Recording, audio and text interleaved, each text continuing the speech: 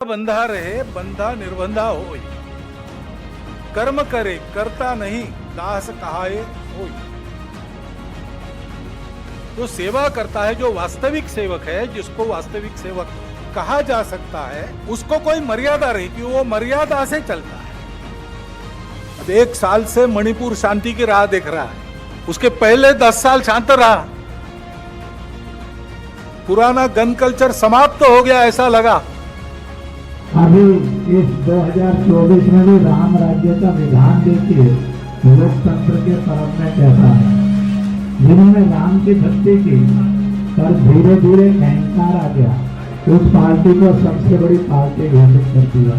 और उसका और जो पूरा उसको मत मिलना चाहिए, जो शक्ति मिलनी चाहिए, वो भगवान ने अहंकार के कारण बोला। निर्बंधा बंधा रहे बंधा निरबंधा होए, कर्म करे करता नहीं दास कहाए होए। ये वो लाइनें हैं जो पिछले कुछ दिनों से राजनीति में गरमाई हैं। जो एक तरीके से जो सेवक का पाठ है, मर्यादा का पाठ है, वो कहीं ना कहीं एक दूसरे को पढ़ाने का खेल लगातार चल रहा है। ये लाइनें बोली हैं मोहन भागवत, यानी कि संघ प्रमुख मोहन भागवत ने। मोहन भागवत संघ प्रमुख हैं, आरएसएस के प्रचारक हैं, स्वयं सेवक संघ के एक तरीके से वो हेड हैं। और उन्होंने ये लाइनें कहीं ना कहीं ऐसा माना जा रहा है कि प्रधानमंत्री नरेंद्र मोदी के लिए कही हैं। हालांकि लेकिन बाद में इसको एक तरीके से खारिज करने का काम भी आरएसएस के अखबार ऑर्गेनाइजर ने किया। लेकिन क्या अनुराग हमारे साथ मौजूद हैं। अनुराग, क्या ये लाइनें आरएसएस के प्रचारक, आरएसएस के स्वयं सेवक संघ के प्रमुख मोहन भागवत ने प्रधानमंत्री नरेंद्र मोदी के अहंकार को लेकर कही?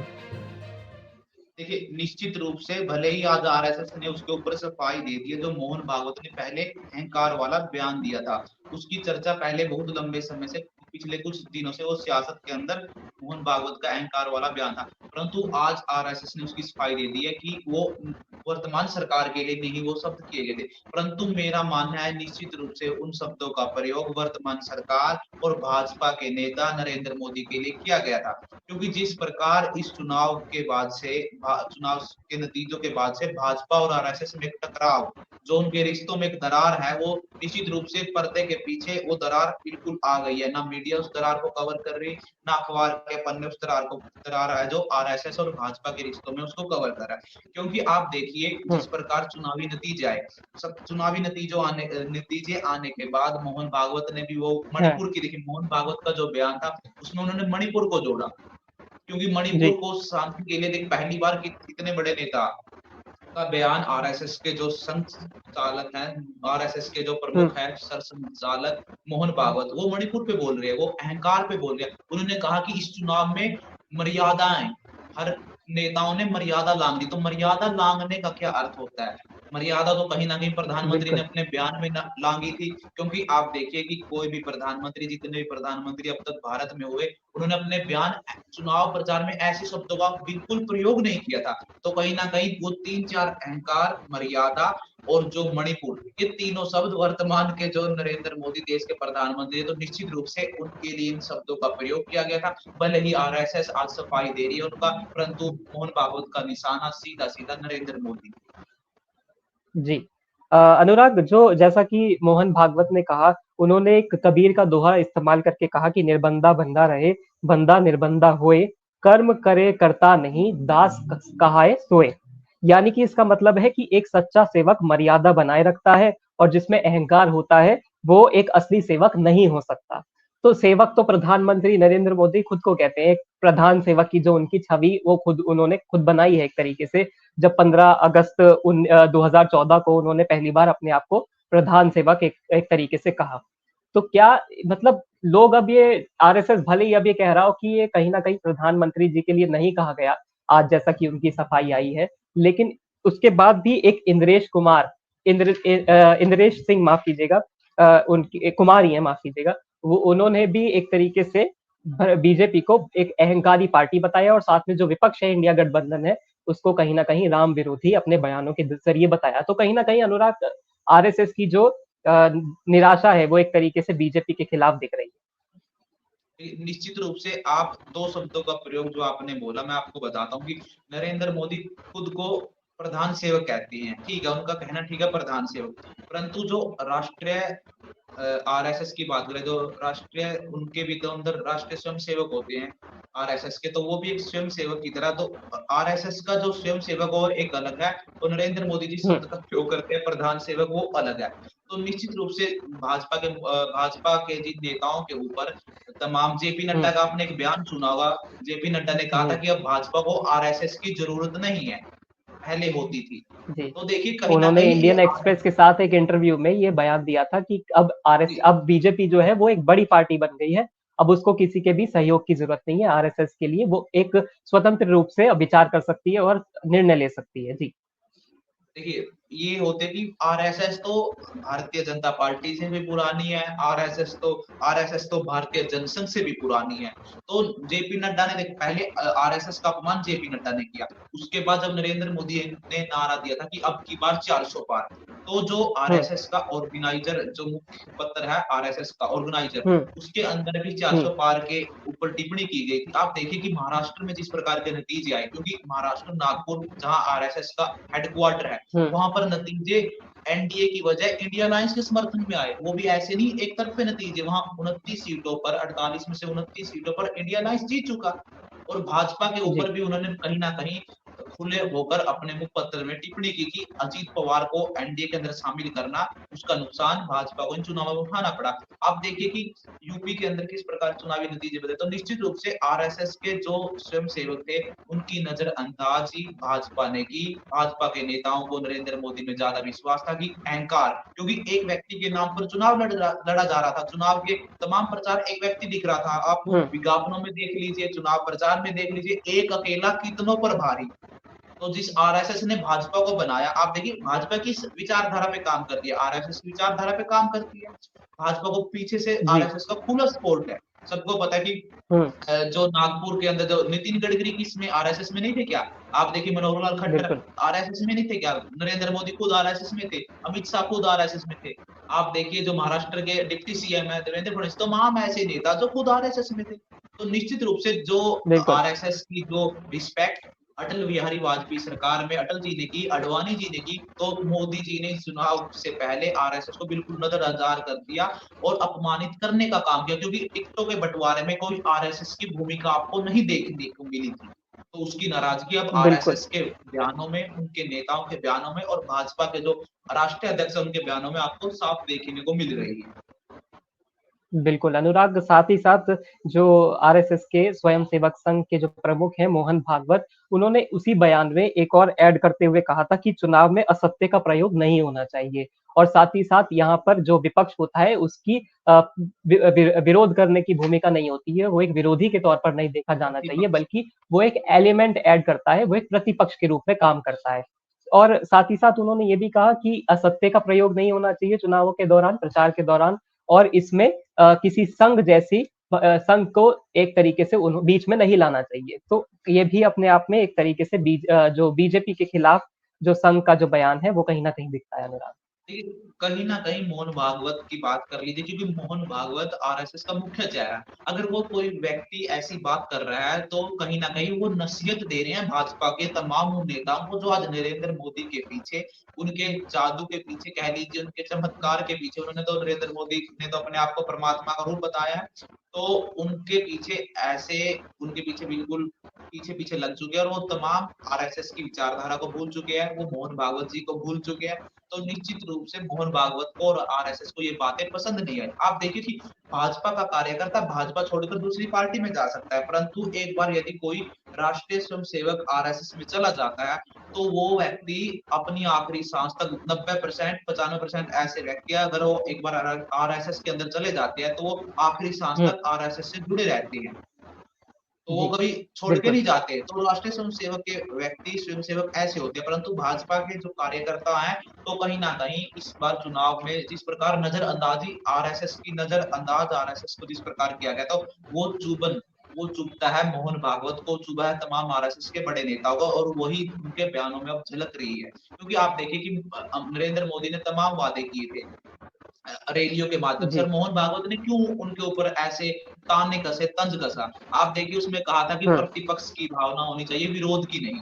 तो क्योंकि आप देखिए बिल्कुल। नरेंद्र मोदी कांग्रेस के ऊपर कैसे-कैसे आरोप लगा रहे थे, मुस्लिम, हुँ, मछली, ना जाने क्या कैसे मुजरा जैसे प्रयोगों का, और हुँ, आपकी भैंस चोरी हो जाएगी, विरासत बाँट दी जाएगी। तो कहीं न कहीं मतलब आप देखिए मोहन भागवत का कहना था कि आप सत्य से चुनाव लड़िए, असत्य का सहारा मत लीजिए, हुँ, क्योंकि तमाम आप प्रधानमंत्री के बयान सुनिए, प्रधानमंत्री ने क्या भाषणों में, हुँ, रैलियों में झूठ नहीं बोला। उनके ज़्यादातर बयान लगभग आप कह लीजिए कितने बयान झूठ थे उनके, मुजरा वाला बयान, मतलब आप देखिए आप एक प्रतिपक्ष की तुलना मुजरा से कर रहे हो कि मुजरा करेंगे, एम, बिल हर चुनाव में एम शब्द का प्रयोग किया, और अब उनकी सरकार टिक गई जी। एन शब्द पे, नायडू नीतीश पर।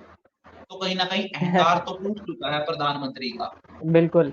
अनुराग, आपने नायडू और नीतीश की बात करी, तो नीतीश कुमार के जो एक जेडीयू के एमएलसी हैं, खालिद अनवर, उन्होंने इंद्रेश कुमार के, जो कि एक आरएसएस के ही नेता हैं, उनके बयान पर जिन्होंने कहा था कि अपने एक बयान में, अभी कल ही कहा कि जो विपक्षी पार्टियाँ हैं, इंडिया गठबंधन है, वो तो राम विरोधी है, और साथ ही साथ बीजेपी में भी अहंकार आ गया है, उन्हें भी राम ने एक पूर्ण बहुमत पाने से, एक तरीके से उनका ये इशारा था कि पूर्ण बहुमत पाने से उनको भी रोक दिया।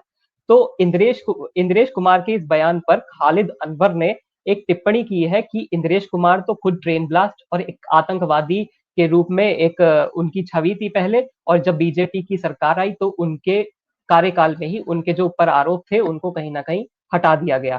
तो ये भी अपने आप में जेडीयू के साथ, मतलब बीजेपी के जो साथी हैं वो भी अब आरएसएस के ऊपर हमला कर रहे हैं। देखिए, निश्चित रूप से आप देखिए कि जेडीयू भले ही एनडीए के साथ चली गई, परंतु आप जेडीयू की विचारधारा जानते हैं, नीतीश कुमार एक समाजवादी नेता थे, उनकी विचारधारा निश्चित रूप से अलग है। आंध्र प्रदेश के टीडीपी के आप चंद्रबाबू नायडू की विचारधारा देखिए, अगर आप पढ़े टीडीपी का मैनिफेस्टो उठाकर पढ़ लीजिए आप एक बार, उन्होंने तमाम चुनाव में कैसे-कैसे वादे कर हाँ, रखे हैं, हज जाएँगे तो आपको इतने पैसे मिलेंगे, मुस्लिमों के लिए अगर ये सुविधा देंगे, आरक्षण जी वहाँ पर है, परंतु भाजपा की विचारधारा तो उनसे बिल्कुल विपरीत है। तो कहीं न कहीं प्रधानमंत्री की जो सरकार है वर्तमान में, वो बैसाखी पर है टीडीपी और जेडीयू पे। परंतु आप देखिए हर व्यक्ति प्रधानमंत्री और भाजपा से पल्ला क्यों झाड़ना चाहता है? जो 240 पर भाजपा आके अटकी, क्योंकि यूपी के अंदर इन्हें हुँ, ऐसे नतीजों की बिल्कुल भी आप कह लीजिए उम्मीद नहीं थी कि ऐसे नतीजे यूपी के अंदर से आएँगे। परंतु जिस प्रकार नतीजों हुँ, ने भाजपा को निराश किया, और अब आप देखिए आने वाले समय में ज़्यादा समय तक ये सरकार नहीं चलेगी, और आप देखिए मैं आपको बताता हूँ कि हरियाणा के जो फॉर्मर होम मिनिस्टर हैं और फॉर्मर हेल्थ मिनिस्टर, दोनों अनिल विज थे, उन्होंने कार्यभार संभाला हुँ, था, तो वो फॉर्मर हो चुके हैं। उनसे जब हाँ, पत्रकारों ने पूछा कि भाजपा अयोध्या के अंदर जो सीट है फैजाबाद, वो उस पे हार गई, तो वो क्या कहते हैं, आप देखिए एक ऐसे व्यक्ति का बयान देखिए जो लगातार 6-7 टर्म से वहां से जीतता आ रहा है, 6-7 टर्म से लगातार एमएलए हैं वो हुँ, भाजपा के, अम्बाला कैंट से। जी, उन्होंने कहा कि वहां तो नास्तिक लोग रहते होंगे, अगर कोई व्यक्ति भाजपा को वोट ना दे तो वो नास्तिक हो गया, वो देशद्रोही, जैसे ऐसे सब आप देखिए कि अगर आप हिंदू हैं तो अगर आप भाजपा को वोट देंगे तभी साबित होगा कि आप हिंदू हैं। तो कहीं न कहीं राजनेताओं ने नेताओं ने अपने हिसाब से बयान बना रखे हैं, उनके जो उन्हें ठीक लगता है वो बोल देते हैं, उन्हें सिर्फ सरकार और कुर्सी प्यारी है। आप हुँ। देख लीजिए ये सरकार ज़्यादा समय तक नहीं चलेगी, और भाजपा को आरएसएस के जो नज़रअंदाज़ी का खामियाज़ा आने वाले समय के तमाम चुनावों में भुगतना पड़ेगा। आप देख लीजिए इसे।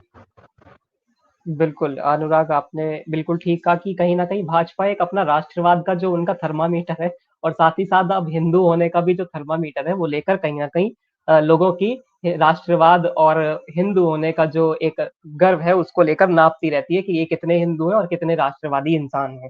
ख़ैर अनुराग, अगर मैं आपसे ये पूछूँ, अगर आम हमारे दर्शकों को बताना हो कि संघ का बीजेपी के लिए कितना एक ज़रूरी है संघ, और उनका कितना योगदान रहता है बीजेपी को बनाने में? आप देखिए कि आप आरएसएस के बिना भाजपा की कल्पना नहीं कर सकते आप। आप देखिए कि आरएसएस हुँ, से भाजपा है, भाजपा से आरएसएस नहीं है। भले ही नरेंद्र मोदी हुँ, तीसरी बार प्रधानमंत्री बन चुके, परंतु आप देखिए मैं हाँ, बताता हूँ कि आरएसएस ने कैसे, जो पिछली बार 5 राज्यों में विधानसभा के चुनाव है 2023 में, राजस्थान, मध्य प्रदेश और छत्तीसगढ़, तीनों के मुख्यमंत्री हुँ, बदल दिए गए। क्यों बदले गए? हुँ, आरएसएस का दबाव था। वो तीनों जो मुख्यमंत्री हुँ, बने, छत्तीसगढ़ के में बने, मध्य प्रदेश में बने और राजस्थान में बने। तमाम बड़े हुँ, जो तमाम बड़े भाजपा के सीनियर लीडर हैं, उनको हटाकर आरएसएस ने अपने जो आरएसएस के करीबी नेता थे उनको मुख्यमंत्री की कुर्सी पर बैठाया, तो निश्चित रूप से आरएसएस के बिना भाजपा की कल्पना नहीं कर सकते। परंतु आप देखिए, क्योंकि बिल्कुल। आरएसएस के साथ जो बजरंग दल है वो आरएसएस से जुड़ा हुआ है, जो विश्व हिंदू परिषद हम्म। है वो आरएसएस है। आप देखिए एबीवीपी जैसे तमाम जो कहीं न कहीं आरएसएस की विचारधारा में चलते हैं। भाजपा तो एक पार्टी है, क्या पता कल पार्टी में टूट हो जाए, भाजपा तो टूट सकती है। जिस प्रकार शिंदे ने शिवसेना को तोड़ दिया, क्या पता अमित शाह कल नरेंद्र मोदी से खफा होकर भाजपा को तोड़ दे। इसमें कोई पता थोड़ी है। देखिए राजनीति संभावना को खेल होती है, संभावनाएं कुछ भी हो सकती है, क्या हम्म। पता अमित शाह कुछ तोड़ दे, राजनाथ सिंह पार्टी तोड़ दे, इसका थोड़ी पता। आप देखिए कि आरएसएस आज की नहीं, आरएसएस बहुत पुरानी है, क्योंकि आपने देखिए आरएसएस से निकल के भारतीय जनसंघ बना, भारतीय जनसंघ का हम्म। विलय जनता दल के अंदर जनता पार्टी में करवाया गया, जनता पार्टी की सरकार बनी तो विलय हो गया जनसंघ का, भारतीय जनसंघ का। उसके बाद तो 1980 में आके अडवाणी और लाल एल के अडवाणी और अटल बिहारी वाजपेयी ने भाजपा का गठन किया 1980 में। तो जी। आरएसएस तो बहुत पुरानी है, तो आरएसएस तो आप देखिए कि भाजपा जहां भी चुनाव जीतती है, फिर जहां पर भाजपा जिस विचारधारा पे चलती है, तो निश्चित रूप से वो विचारधारा तो आरएसएस की है, भाजपा को तो सिर्फ इसमें महज नाम है। भाजपा तो फ्रंट पे बस आगे चेहरा चमकता है टीवी पे, जिस प्रकार पत्रकारों का चमकता है, परंतु जो पीछे व्यक्ति काम करते हैं, असली बोझ तो उनके कंधों पर, असली हम्म। मेहनत उनकी है। तो वैसे ही आरएसएस पीछे से काम करती है और भाजपा को आरएसएस का ही निश्चित रूप से फायदा होता है।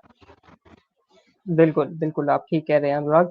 और अनुराग, अगर मैं प्रधानमंत्री नरेंद्र मोदी को नसीहत देने की बात करूँ, तो मुझे एक वाकया और याद आता है कि 2002 में जब पूर्व प्रधानमंत्री वाजपेयी जी ने प्रधानमंत्री नरेंद्र मोदी को, जो अब वर्तमान में प्रधानमंत्री हैं, उनको एक तरीके से नसीहत दी थी कि आप अपना राजधर्म निभाएँ। और इस बार जब मोहन भागवत जी धर्म है, वो कहीं न कहीं याद दिलाया है प्रधानमंत्री नरेंद्र मोदी को, तो मुझे उस वाकया की भी याद आती है। देखिए, मैं आपको बता दूं कि आपने बिल्कुल ठीक कहा कि अटल बिहारी वाजपेयी ने, देखिए जो वो दौर गुजरात दंगों का, गोधरा कांड का वो दौर था, गुजरात में दंगे थे, तो अटल बिहारी वाजपेयी देखिए नरेंद्र मोदी के ऊपर, आप देखिए विडंबना देखिए, नरेंद्र मोदी के ऊपर दबाव बना जा रहा था कि मुख्यमंत्री पद से इस्तीफा दे देना चाहिए उन्हें, नैतिकता के आधार पर, जिस प्रकार का उनका वहां पर गुजरात आग में जल रहा था, आग की लपटों में गुजरात था। परंतु आप जब एक प्रेस कॉन्फ्रेंस होती है, उसमें अटल बिहारी वाजपेयी नरेंद्र मोदी को कहते हैं कि आप राजधर्म का पालन कीजिए। नरेंद्र मोदी पलटकर जवाब देते हैं कि हम वही कर रहे हैं सर। तो हाँ, परंतु नरेंद्र मोदी का इस्तीफा तैयार था, उनसे बोल दिया गया आप जी। इस्तीफा दीजिए, हम मुख्यमंत्री चेंज करें। परंतु उस टाइम नरेंद्र मोदी को बचाने वाला एक व्यक्ति था, आज वो व्यक्ति बिल्कुल नजरअंदाज है, एल के अडवाणी। एल के अडवाणी ने नरेंद्र मोदी को बचाया था इस्तीफा हाँ, ना देने के लिए। एल के अडवाणी ने नरेंद्र मोदी का पक्ष रखा था, बिल्कुल। उन्हें गुजरात का मुख्यमंत्री बने रहने दीजिए, अटल से उन्होंने कहा था एल के अडवाणी ने। परंतु आज एल के अडवाणी की क्या हालात हैं, आप सब हमसे बेहतर जानते हैं। उन्हें मार्गदर्शन मंडल में डाल दिया गया, अब उन्हें भारत रत्न भी दे दिया गया, एक बार गुलदस्ता देकर मिल भी आए उनसे। परंतु देखिए निश्चित रूप से जो अटल बिहारी हुँ, वाजपेयी थे उनका अनुराग, व्यवहार अलग था, एल के अडवाणी का व्यवहार अलग है। एक सवाल एक मेरे मेरे को याद आता है कि एक एक बार एल के अडवाणी यानी लाल कृष्ण अडवाणी को भी एक तरीके से नसीहत दी गई थी आरएसएस की तरफ से। 2005 का वो वाकया याद कीजिए, जब पाकिस्तान के दौरे पर अडवाणी जी गए थे। तब उसके बाद से जो उनका जो राजनीतिक करियर है, वो कहीं न कहीं एक तरीके से ढलान पर ही रहा। तो वो एक देखिए तरीके से क्या आरएसएस की ताकत दिखाता है कहीं न कहीं। देखिए बिल्कुल आरएसएस बहुत बड़ी ताकत है। अगर एल के अडवाणी रथ यात्रा जैसी तमाम मुहिमों के बाद भाजपा को 2 से लेकर आज जो पार्टी 303 का पिछले चुनाव में आंकड़ा छू चुकी थी, वो कहीं न कहीं एल के अडवाणी का उसमें अहम योगदान था। परंतु उसके पीछे आरएसएस का हुँ, उससे भी बड़ा योगदान था। क्योंकि जो विचारधारा थी, ये भारतीय जनसंघ की भी विचारधारा थी, तो भारतीय जनसंघ की विचारधारा कहाँ से आई? आरएसएस से। तो वो ट्रांसफर होके फिर भाजपा में चली गई। देखिए एल के अडवाणी का मेरा मानना है कि कहीं न कहीं आरएसएस की नसीहत होती, परंतु वोट तो जनता को देना था। जनता तय करती है कौन बनेगा, किसकी सरकार नहीं बनेगी, कौन सत्ता में बैठेगा, कौन हुँ, विपक्ष में बैठेगा। परंतु जो आपके पीछे बिल्कुल। आपके समर्थक है, क्योंकि आप देखिए भारत एक, इसमें कोई दो राय की बात नहीं कि भारत में जो बहुसंख्यक आबादी है वो हिंदुओं की है, और वही उन्हीं का हुँ, अगर एक तरफ हो जाए तो आप देखना उसी की सरकार केंद्र में भी बनती है, आपको साफ नजर आएगी। परंतु इनके वोट बिल्कुल। दो धड़ों में बट जाते हैं, क्योंकि आरएसएस की जब बात आती है तो आरएसएस में कहीं ना कहीं एक कट्टरता झलकती है। तो उसी का बिल्कुल। फायदा और भाजपा ने उठाया था कि राम मंदिर का मुद्दा कह लीजिए, मथुरा का, काशी का, तो कहीं ना कहीं उस टाइम उनको हम्म फायदा था। परंतु एल के अडवाणी अगर भाजपा आरएसएस को इतना नजरअंदाज नहीं करते थे एल के अडवाणी, क्योंकि एल के अडवाणी का इतना हम्म बड़ा पद नहीं था, भले ही सीनियर लीडर हो, परंतु उनकी देश में ऐसी हवा नहीं थी। वो हवा हम्म अटल बिहारी वाजपेयी की थी। परंतु नरेंद्र मोदी बिल्कुल। की जैसी हवा देश में, अब तो विदेशों में भी कहीं ना कहीं उनका नाम है, तो निश्चित रूप से उनमें अहंकार था, और वो अहंकार जनता ने तोड़ दिया और आरएसएस ने उस पर तंज कस दिया। अनुराग, मुझे 22 जनवरी की तारीख याद आती है। उस दिन प्रधानमंत्री मोदी जो राम मंदिर का जो एक तरीके से उद्घाटन था, उसमें पहुंचे और साथ ही साथ संघ प्रमुख मोहन भागवत भी वहां पर मौजूद थे। लेकिन कहीं ना कहीं एक तरीके से प्रधानमंत्री नरेंद्र मोदी की जो भूमिका थी, वो प्रमुख तौर पर नजर आती है पूरे देश के सामने। और कहीं ना कहीं जो संघ प्रमुख मोहन भागवत थे, उनको एक तरीके से साइडलाइन कर दिया जाता है, उनको थोड़े साइड में दिखते हैं। तो क्या इस वजह देखिए से भी कहीं ना कहीं संघ प्रमुख नाराज हो सकते हैं? देखिए, निश्चित रूप से नाराजगी तो हर आरएसएस के नेता में है, क्योंकि आप देखिए कि ये एजेंडा तो आरएसएस का था, भारतीय जनता पार्टी के हम्म जरिया बनी से पूरा करने का, क्योंकि आरएसएस कभी सत्ता में नहीं आती। आरएसएस पर्दे के हम्म पीछे काम करती है, वो फ्रंट पे नहीं खेलती, वो बैक फ्रंट आकर अपना काम करती है, और आगे वो अपने कठपुतलियों की तरह नेताओं को चलाती है और अपना काम करवा लेती है। आप देखिए कि हाँ एल के अडवाणी ने जिस रथ यात्रा सोमनाथ से लेकर अयोध्या तक रथ यात्रा की शुरुआत की, उन्हें नहीं बुलाया गया। उन्हें बाद में बवाल मचा, बिल्कुल। फिर उन्हें आमंत्रित किया गया, परंतु फिर उन्होंने स्वच्छता का हवाला देकर वो नहीं आए। तो निश्चित रूप से देखिए, हाँ प्रधानमंत्री जी संसद में खड़े होकर यही तो कहते हैं कि एक अकेला सब प्रभारी, तो कहीं ना कहीं प्रधानमंत्री में अहंकार था कि अब उन्हें आरएसएस की जरूरत। देखिए, जेपी नड्डा ने, आप गौर कीजिए, जेपी नड्डा ने बयान क्यों दिया कि आरएसएस की अब हमें जरूरत नहीं। ना प्रधानमंत्री जी ने इस पर कोई टिप्पणी की, कोई खंडन किया, ना अमित शाह ने हम्म कोई खंडन किया, ना राजनाथ सिंह ने। तो क्योंकि निश्चित रूप से जेपी नड्डा प्रधानमंत्री के काफी करीबी है, तो निश्चित रूप से उनको लगा होगा, उन्हें खुश करने के लिए उन्हें बोला होगा। और वो कहीं ना कहीं आरएसएस मोहन भागवत, ऐसे कई मौके आए जब आरएसएस के मोहन भागवत को कहीं ना कहीं साइडलाइन करने का काम होता गया, क्योंकि प्रधानमंत्री तो एक ही माला में आते हैं, तमाम राजनाथ सिंह, अमित शाह उन्हीं को माला पहना देते हैं। मोहन भागवत जी के लिए तो कहीं ना कहीं ये अपमान के घूंट है, वो जो पीते पीते नजर आए, आज तंज कस दे। बिल्कुल। अनुराग, आपके इस बयान से मुझे वही याद आता है कि जिस तरह से जो संविधान बदलने के बाद अलग अलग जगह पर जैसे भारतीय जनता पार्टी के नेता पूरे चुनावों में करते रहे, लेकिन विपक्ष ये कहता रहा कि अगर प्रधानमंत्री जी ने उसका समर्थन नहीं किया, तो कहीं ना कहीं उसका एक तरीके से विरोध भी नहीं किया। और उसी तरह अब ये जो जेपी नड्डा ने जो बयान दिया था आरएसएस के खिलाफ वाला, उसका भी सेम आप तरीके से एक तरीके से उसका विश्लेषण कर रहे हैं। अनुराग, देखिए आज मैं संघ प्रमुख मोहन भागवत योगी आदित्यनाथ से मिले, उत्तर प्रदेश के मुख्यमंत्री योगी आदित्यनाथ से। तो क्या कहीं ना कहीं प्रधानमंत्री नरेंद्र मोदी की जगह अब संघ के लिए योगी आदित्यनाथ कहीं ना कहीं प्रायोरिटी बन रहे हैं? देखिए, योगी आदित्यनाथ को भी कहीं न कहीं भाजपा के जो सीनियर लीडर हैं, उन्होंने साइडलाइन करने का काम किया गया है। आप देखिए कि योगी का हम्म कहना था, जब वो 2022 में अपने दम पर, अमित शाह ना नरेंद्र मोदी के चेहरे, किसी के चेहरे पर नहीं, 2022 में वो उत्तर प्रदेश में दोबारा मुख्यमंत्री बने अपने दम पर, अपने चेहरे पर। हम्म तो उनका कद भाजपा के तमाम नेता मोदी के साथ उन्हें मैच होने लगा कि मोदी के बाद अगर भाजपा दोबारा सत्ता में आती है, तो योगी आदित्यनाथ भारत के प्रधानमंत्री बनने के काबिल हैं। परंतु आप देखिए, जब हम्म उत्तर प्रदेश के लोकसभा चुनाव में भाजपा का जो प्रदर्शन है वो खराब रहता है, तो जब सेंट्रल हॉल में एनडीए की बैठक चल रही थी, तो योगी का चेहरा वहां उतरा हुआ था। और आप देखिए कि योगी आदित्यनाथ, अब भाजपा तो नरेंद्र मोदी की तरफ है, परंतु योगी आदित्यनाथ को भी कहीं ना कहीं उत्तर प्रदेश में रिप्लेस करने की, बीच पर्दे के पीछे केजरीवाल ने भी ऐसा बयान दिया था कि इन्हें रिप्लेस कर दिया जाएगा। और हाँ मैं आपको एक बात बताता हूँ, बड़े देखिए, भाजपा के अंदर अगर कोई व्यक्ति अपने दम पर उठकर बिल्कुल सामने आता है अपनी विचारधारा को हम्म लेकर, देखिए योगी आदित्यनाथ खुलकर अपनी विचारधारा कहते हैं, वो ना नरेंद्र मोदी की तरह बोलते हैं, ना अमित शाह की तरह, वो खुलकर अपनी विचारधारा कहते हैं, जैसे आरएसएस बोलती है, हम्म आरएसएस के तमाम नेता जी। बोलते हैं, योगी भी उसी तरह बोलते हैं। ऐसे ही नेता उत्तर प्रदेश के एक मुख्यमंत्री थे, उन्होंने मुख्यमंत्री भी रहे उत्तर प्रदेश के, वो कल्याण सिंह, वो भी ऐसे ही बोलते थे हम्म कि राम के नाम पर कुर्सी कुर्बान कर दी, इस व्यक्ति ने राम के नाम पर सीएम की कुर्सी को ठोकर मार दी थी, हाँ अपनी सरकार गवा दी राम के नाम पर। उसने, कल्याण सिंह ने कहा था कि ऐसे मेरे राम के लिए ऐसी 100 कुर्सियां कुर्बान। तो उस कल्याण सिंह की सरकार को अटल बिहारी वाजपेयी ने उनके खिलाफ क्या किया, वो जग जाहिर है, किसी को बताने की जरूरत नहीं है। कहीं ना कहीं क्या पता नरेंद्र मोदी आने वाले समय में योगी के साथ भी कल्याण सिंह वाला हाल कर दे। बिल्कुल। और अनुराग, आखिरी सवाल मैं पूछना चाहूँगा कि अब जो जो नाराज़गी है, एक तरीके से छिपे तौर पर भले ही दिखाई दे रही हो, लेकिन दिखाई दे रही है आरएसएस और बीजेपी के बीच में। तो अब प्रधानमंत्री नरेंद्र मोदी के पास क्या ऑप्शन है कि ये जो नाराज़गी है, इसको एक बार फिर से सुचारू रूप से दोबारा जो तालमेल था, उसको बिठाया जाए और आरएसएस और बीजेपी फिर से एक हो जाए? देखिए, निश्चित रूप से अगर कहीं भी एक बार दरार पड़ जाती है, वो दरार भरी नहीं जा सकती।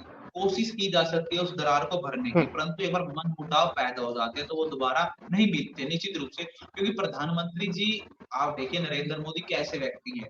वो हुँ, जैसे बोलते हैं, वो नहीं देखिए आपने कई बार आपको देखा होगा अटल बिहारी और एल.के. अडवाणी आरएसएस के मुख्यालयों में जाते थे। वो कहीं न कहीं मोहन भागवत के करीबी थे जब 2009 में मोहन भागवत ने आरएसएस की हुँ, कमान सँभाली। तो निश्चित रूप से परंतु नरेंद्र मोदी ना इतने वहाँ जाते और ना वो भाजपा के जो बड़े नेता हैं नरेंद्र मोदी कह लीजिए या फिर अमित शाह, वो आरएसएस से बातचीत करते हैं, उनकी सलाह लेते हैं क्योंकि आप देखिए ये गुजरात लॉबी है।